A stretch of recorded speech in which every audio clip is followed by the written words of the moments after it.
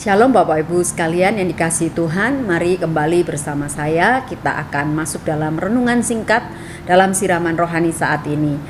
Saya akan mengajak kita sekalian membaca dalam Ibrani 6 ayat 19. Demikian bunyi firman Tuhan, Ibrani 6 ayat 19. Pengharapan itu adalah sauh yang kuat dan aman bagi jiwa kita yang telah dilabuhkan sampai ke belakang tabir.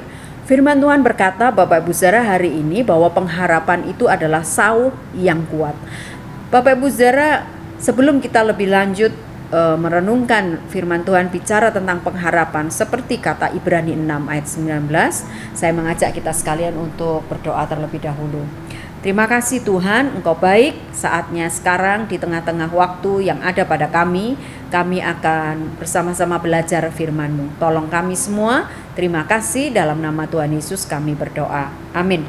Bapak Ibu, pengharapan kata firman Tuhan itu seperti sauh yang kuat. Sauh itu jangkar gitu ya, yang kalau setiap kapal berlabuh dan kemudian kapal tidak akan terombang-ambing, kapal tidak akan lepas gitu ya, adalah ketika sauhnya menancap dengan kuat di dermaga.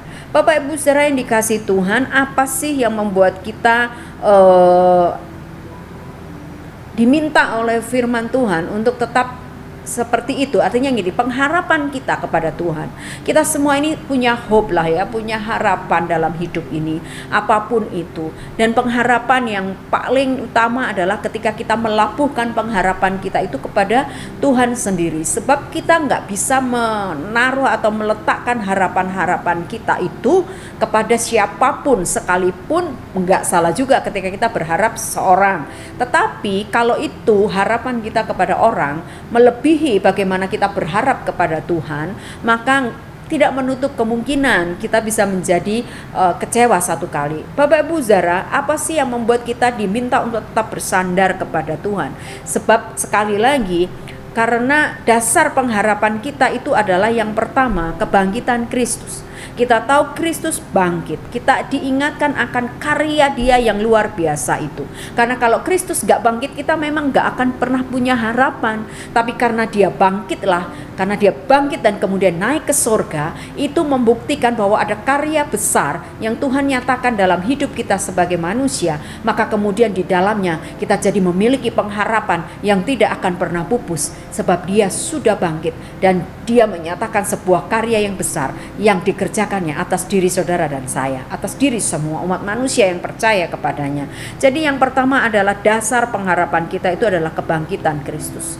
Kalau Dia tidak bangkit, maka sia-sialah segala kepercayaan kita. Tapi karena Dia bangkit, maka kita punya harapan yang terus-menerus kepada Dia. Kemudian yang kedua, Bapak Ibu Saudara, dasar pengharapan kita adalah pada kekuatan Tuhan, kekuatan Allah, bukan pada kekuatan diri kita sendiri. Yang kedua, sepanjang kita masih terus bersandar pada kekuatan-kekuatannya kita atau kekuatan siapapun di sekeliling kita, maka jangan pernah Bapak Ibu Saudara kemudian menjadi merasa akan menjadi happy atau tenang atau bahagia, karena kekuatan yang kita sandarkan pada diri sendiri dan orang lain itu melelahkan.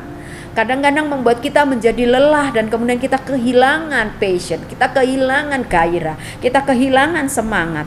Karena satu kali harapan pada orang, harapan pada kekuatan diri sendiri, itu kadang-kadang bisa melemah, bahkan mungkin bisa hilang. Oleh sebab itu, bersandarlah hanya pada atau dalam dasar pengharapan kita yang kedua, selain mengingat karya Kristus akan penebusan yang sudah Dia kerjakan.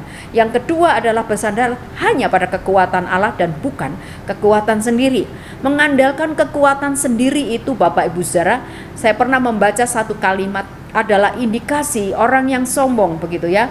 Ingat bahwa Allah sangat menentang dan membenci orang sombong, karena sombong hanya menunjukkan orang tersebut tidak membutuhkan Tuhan.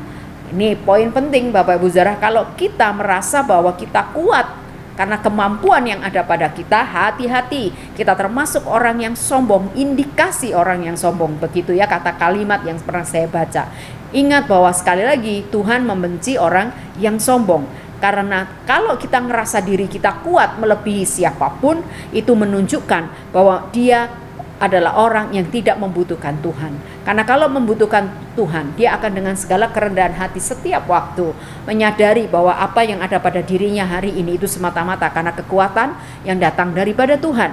Jadi yang kedua dasarnya adalah jangan pernah bersandar atau menaruh harapanmu pada kekuatanmu sendiri atau kekuatan siapapun di sekelilingmu, tapi pada kekuatannya Allah. Dan yang ketiga adalah dasar pengharapan kita itu adalah mengingat perbuatan-perbuatan Tuhan dalam hidup kita di masa-masa yang lalu. Ini penting Bapak Ibu Saudara sebagai flashback, artinya bahwa apa yang kita alami hari-hari kemarin, pengalaman-pengalaman yang kita lalui adalah pengalaman yang mengingatkan kita bahwa Tuhan itu nggak pernah meninggalkan kita sendiri, dan Tuhan selalu menolong kita pada waktu atau pada saat keadaan terlihat tidak ada jalan. Jadi ini penting Bapak Ibu Saudara, dasar pengharapan kita yang benar. Yang ketiga adalah ketika kita mengingat perbuatan-perbuatan Tuhan di masa lalu. Masa iya kalau Tuhan sudah mengerjakan hal-hal yang lalu atas hidup kita, hari ini dan hari ke depan Tuhan juga tidak kerjakan bagian yang sama? Maka sekali lagi pengharapan kita yang kita taruh kepada Tuhan seperti sauh yang kuat, yang menancap kuat di dermaga, maka pengharapan itu juga kita akan tancapkan kuat-kuat kepada Tuhan sendiri.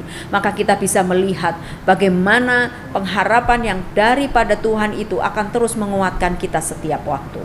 Sekali lagi Bapak Ibu Saudara, ada 3 hal pengharapan, dasar pengharapan kita. Yang pertama adalah kebangkitan Kristus dan karya keselamatannya dalam hidup kita.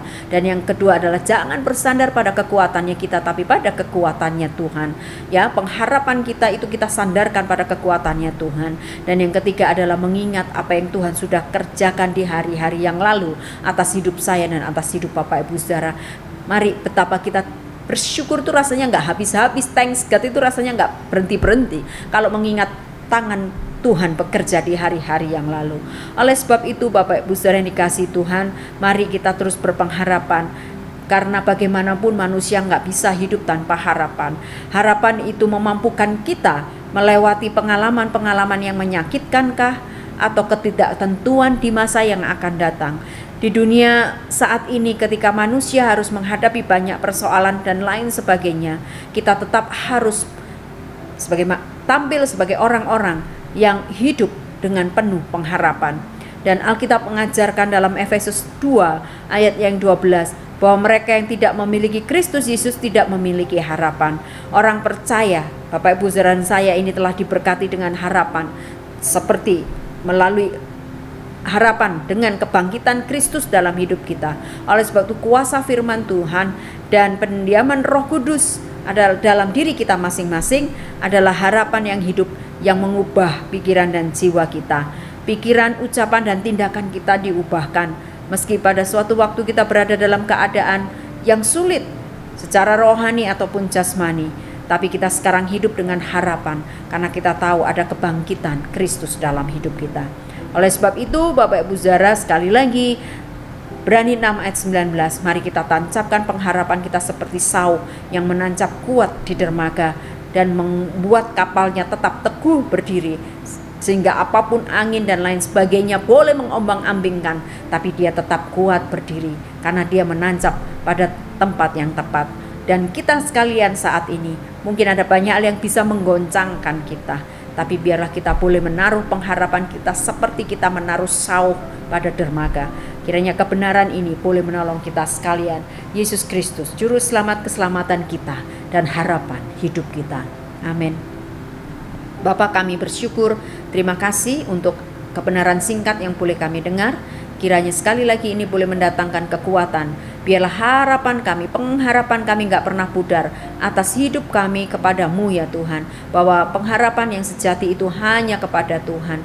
Terima kasih Engkau baik Bapa. Kami percayakan diri kami, doa kami dalam nama Tuhan Yesus. Berkati Bapak Ibu Saudara sekarang saat ini yang mungkin mereka sedang menaruh harap percaya mereka sepenuhnya hanya kepadamu.